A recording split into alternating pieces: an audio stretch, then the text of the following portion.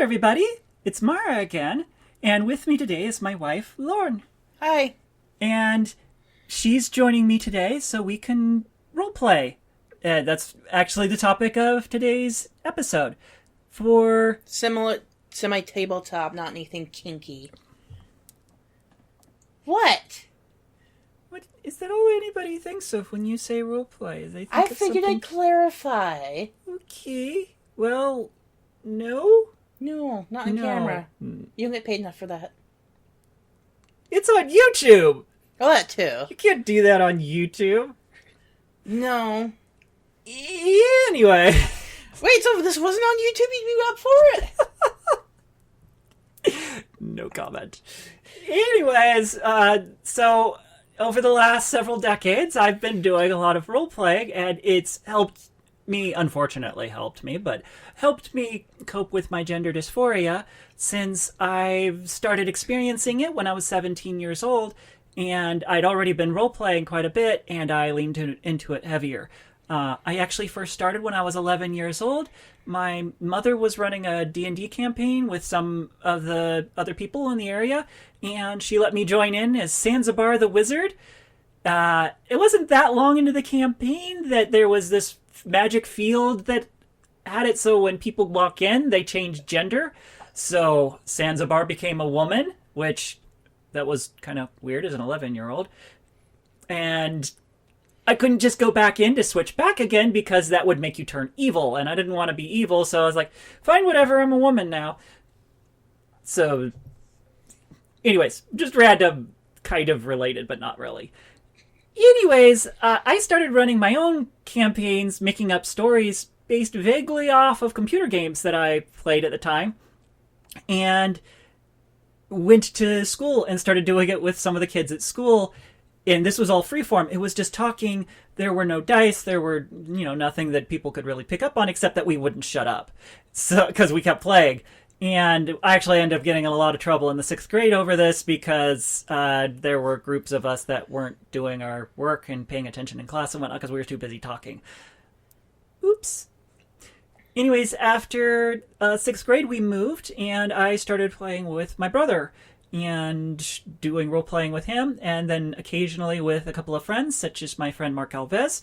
And after I graduated from high school, I didn't really play for a while, and eventually Lauren moved in with me, and we didn't play right away. It was like a year or so into our relationship, and I would bring it up on occasion, but she finally okay, sure, we'll try this, it sounds interesting.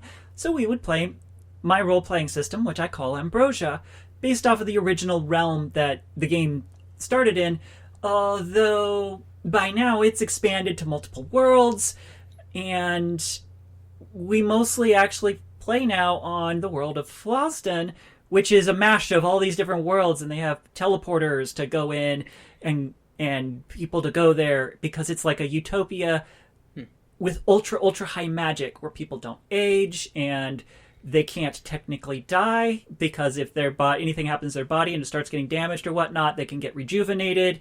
And it makes a very interesting juxtaposition in the universe versus other worlds where they don't have this entire network set up to rescue people and keep them young and whatnot. Oh yeah, there's the Disney problem a lot in there. Disney problem? So it's called Disney problem. I can't remember the exact term, but it's when Disney was making technically company towns for the people who are working in the one in Florida, I think it was, and they were making that's Disney World. Disney World, yeah. I haven't been there. They were making not condos, but not apartment complexes, the big suburban sprawls specifically for their workers and stuff, and they were taking care of them and doing groceries and all this other stuff. So because it was all Disney workers, they had like a super high gentrification style thing, and they didn't have to think about all the problems that normal neighborhoods would have. Like they kind of still have that. Right. They still have a special status in Florida. That's why the whole exactly. fight with DeSantis happened because a year ago. That entire county or whatever is pretty much owned by Disney. And that's the Disney problem, is they are so set in how they live, they kind of forget that there's problems that they don't have outside of their housing. Okay, yeah, I could see how that's relative. That's kind of similar to Floston. Yeah. So the next thing is she's been playing a character for about 1,000 hours. And for context, we've been playing this about 2 to 4 hours a night back before I started transitioning.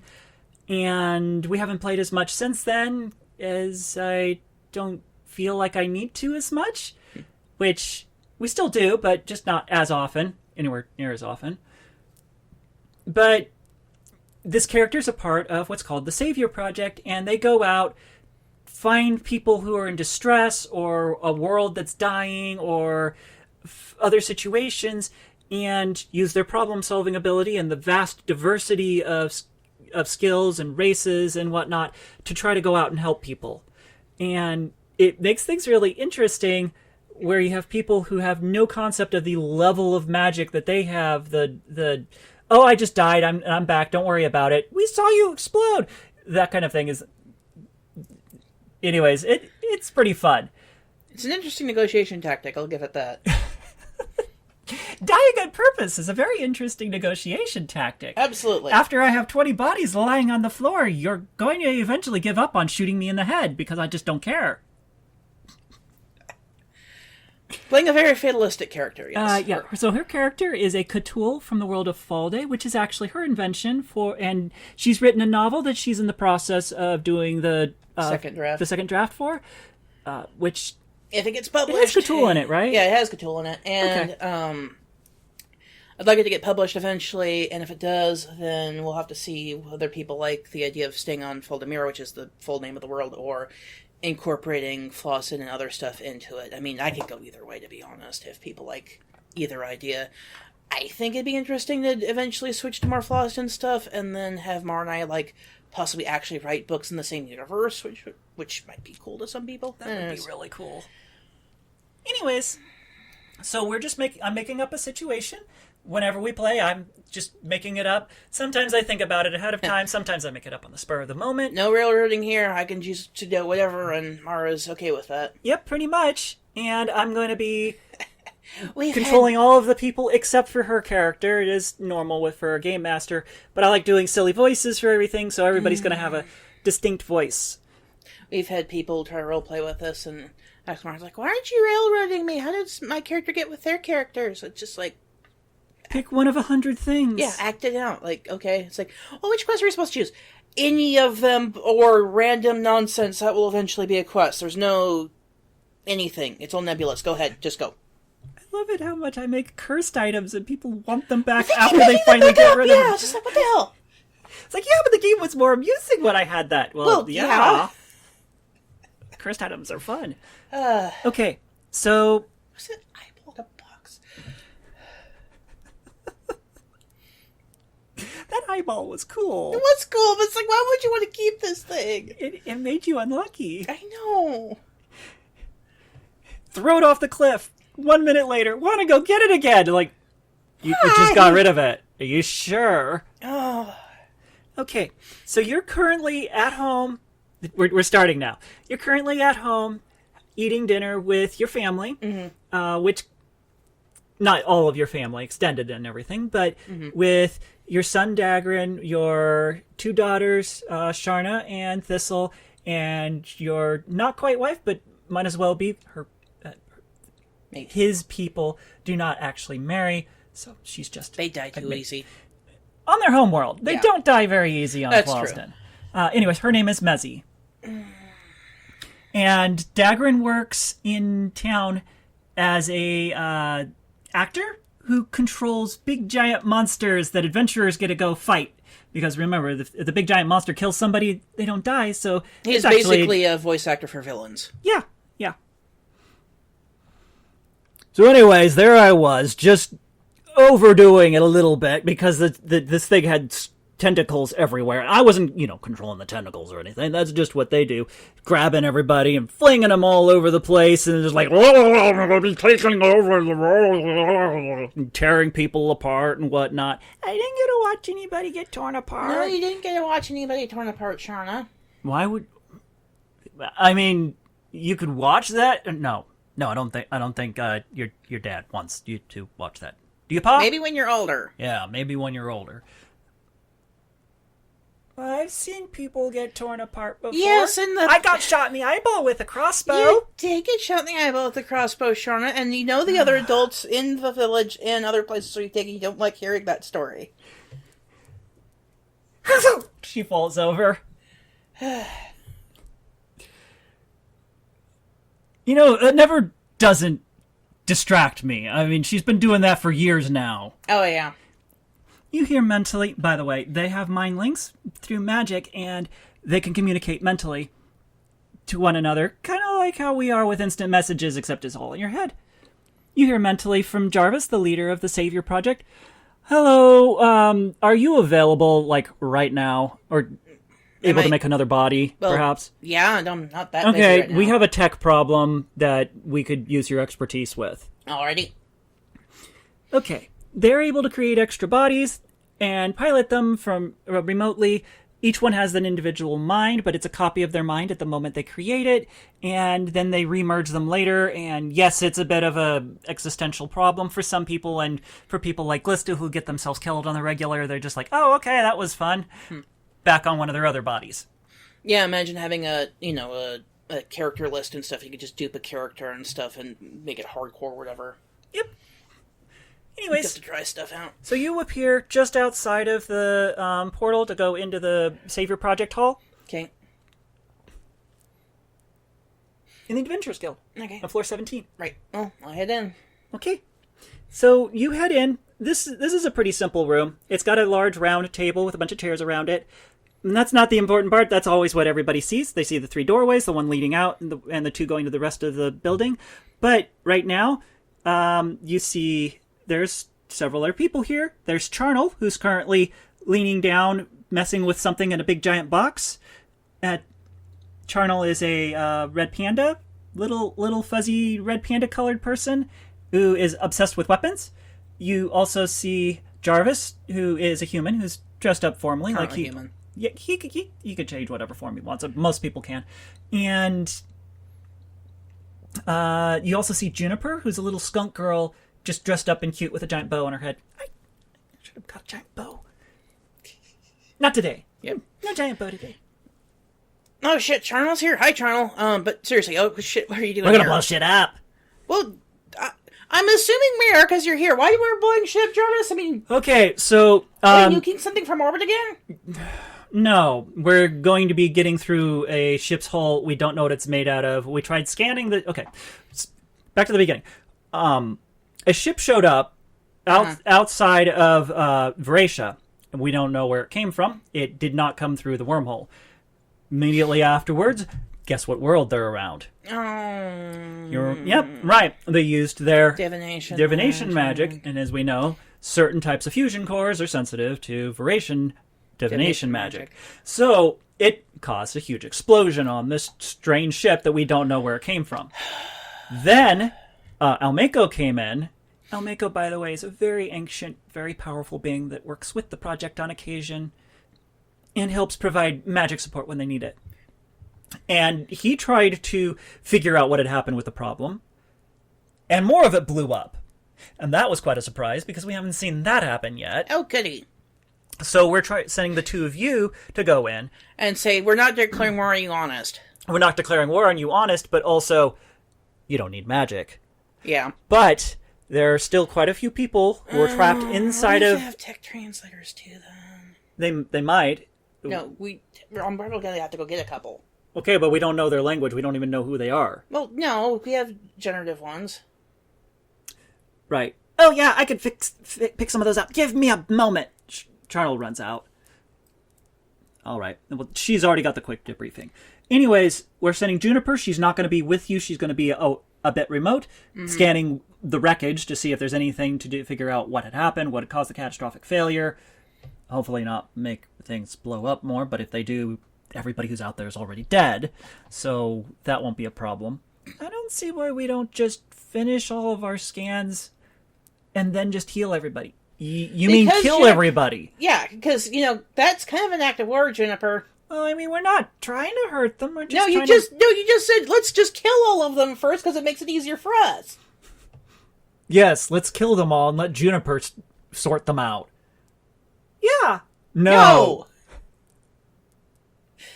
This just sounds like an easier solution. We're not trying to go for the easy solution here. Yes. We're trying to go for the, we're sorry, we're trying to keep killing all of you. Yes, let's kill everybody because it makes it easier for me. Really sound like a good idea to you? Yes? No. No. You need to go talk to Janelle more about diplomacy, really. I'm not a diplomat. No, There's a reason I'm not a diplomat. Yes! Because you'd be okay with just killing everybody. They'd be fine. Not right after we killed them. I mean, they'd be fine a little bit later. That's not gonna... Charnel comes in right then. All right, got one. She hands it to you. Oh, thank you. Oh, I hope this thing works on their language. Well, I hope so, too. And honestly, Juniper, nobody's killing anybody today. Not you, and definitely not Charnel. I'm trying to get things to be able to breach holes and not have it so that everybody dies on the other side of the hole. Yes. So that means that they have blasts that go away from where I shoot them. Got it? Yes. Okay, good. And they need to not use magic. Yes, and they're not using magic because it won't, cause them more explosions on the inside, obviously. Magic keeps doing that.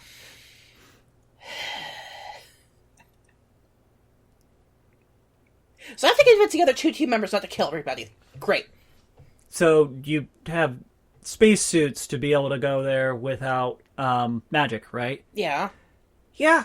And magnet they're just in the magic storage. Well, maybe you should bring them out before we send you there. Right. No, I hate getting into these things. Yeah, it takes forever. Dipping my nose in here is so weird. Okay, so the two of you go off into the side rooms. She pulls out one for you to use. She pulls out one for herself. You go into separate rooms to be able to change. Mm-hmm. And I'm assuming you're just changing into the suit. Okay. This one also has magnet boots. Leave suit, yeah. Which are very useful to be able to stick to things when you don't have any gravity. Mm-hmm. And you both very slowly plod your way out while she's and as she comes out, she picks up two of the large cases. Okay.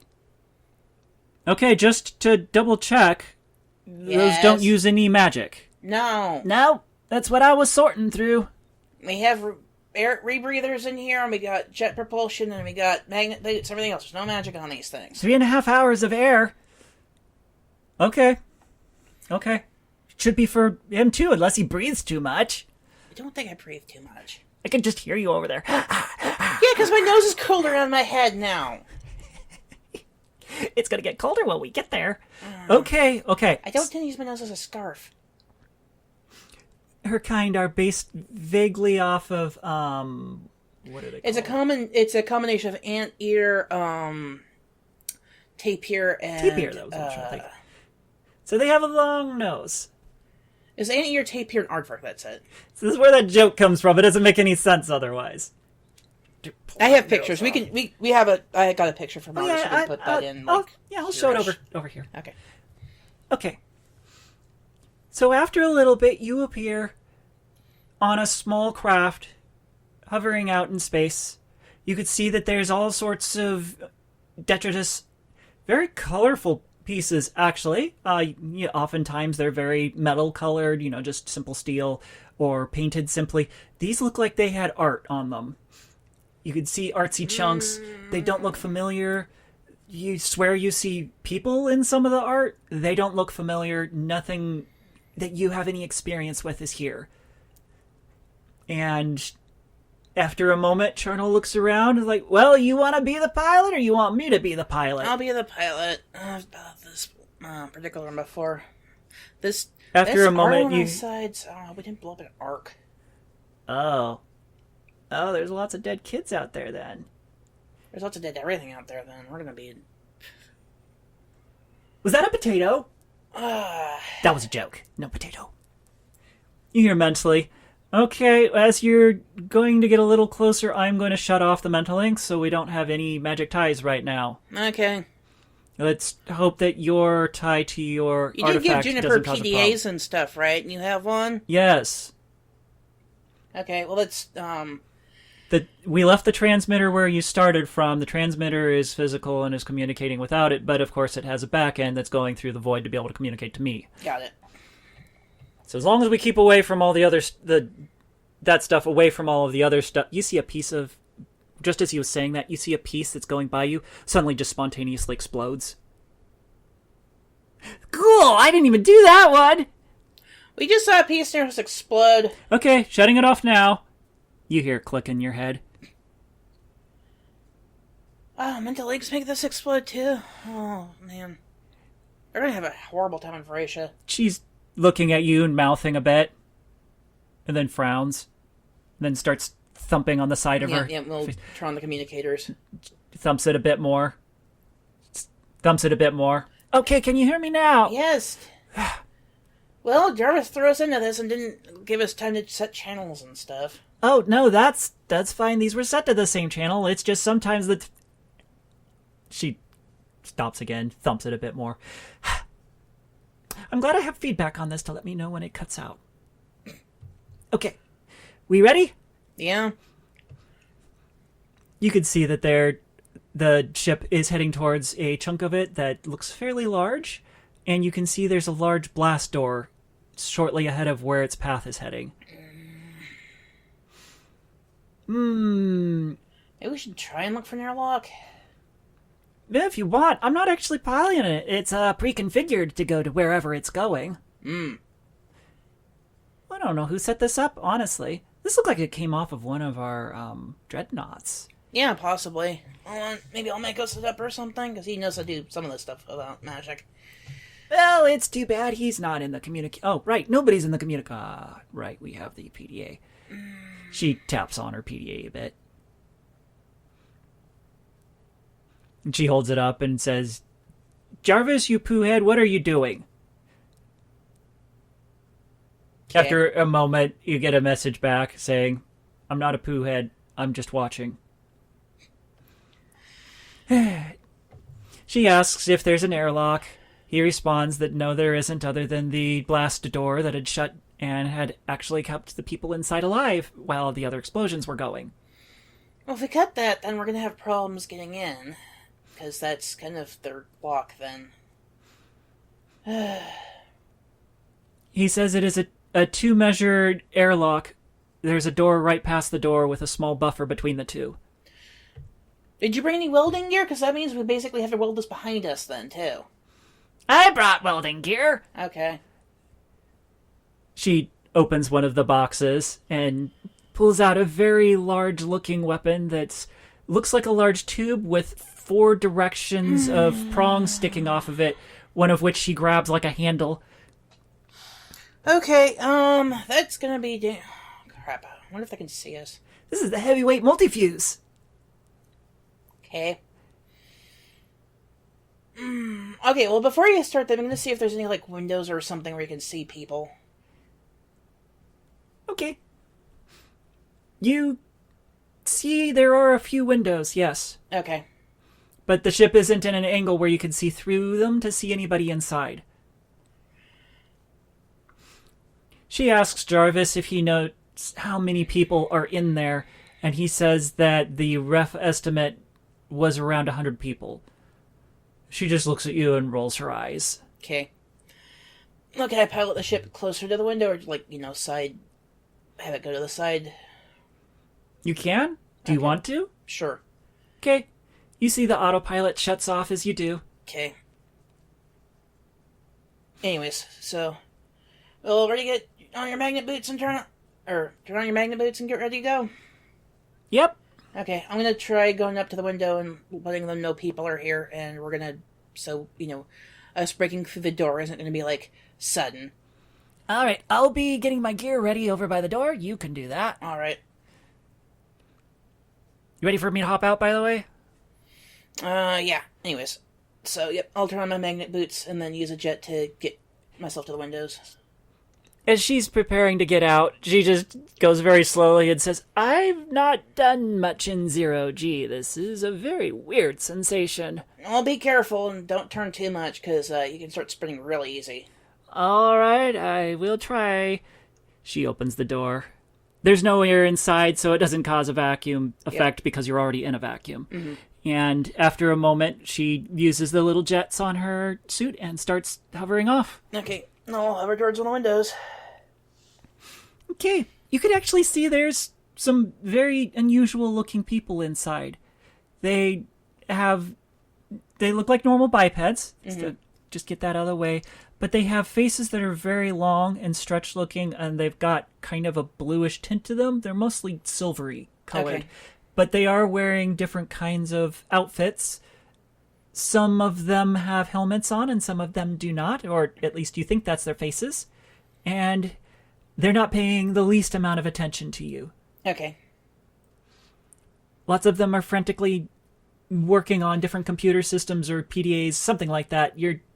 Nothing looks familiar. As I said, you don't even have a clue what kind of tech it is. Yep, so I'll get up to the window and see about getting their attention, like waving or rapping on it. So are you leaving the shuttle? Yeah. Okay. I'll bring my PDA with me. Okay, you hear mentally through the radio. All right, I've got charges ready. All right. I'm going to see if I can get their attention first to let them know what we're doing, because they don't want to panic them anymore. I forgot my detonator. Good job. Well, I will just have to use the shock rifle. That should produce enough of an electrical charge to get this going. Yeah, let me definitely get their attention, let them know we're trying to come in first. All right. Oh, boy. After a moment, a couple of them are looking at you and pointing, mouthing something. Yep, I'll do a PDA. They have such weird eyes. They look almost inverse from what you're familiar with. Kind of a pinkish red iris and very dark... what's the white part of your eyes called? Whites! What the whites... Yeah. Yeah, okay. Well, they're not white. They're very dark. Anyways, they're very interesting looking eyes. Okay. Anyways, so use my PDA and cycle through the, known help. We're here to help, assistance. Okay. Symbols that, Flossin knows of. It doesn't take you very long. Okay, now and you get them set up. The PDA. And it starts showing a bunch of different symbols slowly. Okay. They do a couple of hand symbols at you, one of which you actually recognize as greeting. Okay. Yep. Okay, and... The rest of them, you're like, I don't know what this is. Okay, yep, the PDA's trying to detect them. Okay, now I'll do the greeting. It actually starts translating. Okay. Well, good news, the PDA is starting to translate. It says they have about 8 hours of oxygen. It seems to be leaking. Okay, it says they have 8 hours of oxygen seem to be leaking. Okay, let's see, I'm putting the PDA. It's like we're going to be entering through the, bulk doors. The airlock. The airlock will reseal behind. Okay, they say yes. Okay, I'll let them know, Charnel, so go ahead and blow it. All right, you ready? Don't blow it. Do it correctly. No, I'm going to blow it. Don't worry. Make sure that everything's all activated. You hear a huge explosion and see Charnel go flying. Did you forget your craft boots? No? That had a little more charge than I thought. That was cool. Did we put extra holes in it? You're not supposed to put extra holes in this. Hell if I know. I'm not even anywhere. Oh. You hear a bit of a fuzz sound and then nothing. You can't actually see her anymore, so you don't even know what happened. Although you can see a big chunk of detritus is now slightly rotating. Oh, shit. Anyways, we're going to stop there. That was kind of long and hopefully interesting, and you get the idea. But this is what we do. It's what I've been doing with people, and mostly with Lauren, for years and years. Yep. Tons of fun. We've also been playing other systems and trying them out, like Besom and Deadlands, and I really like Deadlands. Deadlands is a lot of fun. Yeah, I keep wanting to try and get a group together. Yep. We also got the Discworld system because we really like the Discworld books. Yep. So that would be a pretty cool one to run. Anyways, I hope this was interesting for people. It's not exactly trans-related, but it is pretty important to me, and I will be bringing up stuff related to this quite a lot, so hopefully it was I'm repeating myself. Anyways. You repeat yourself a lot. Shut up. No. Shut up. No. Okay. Goodbye, everybody. Goodbye.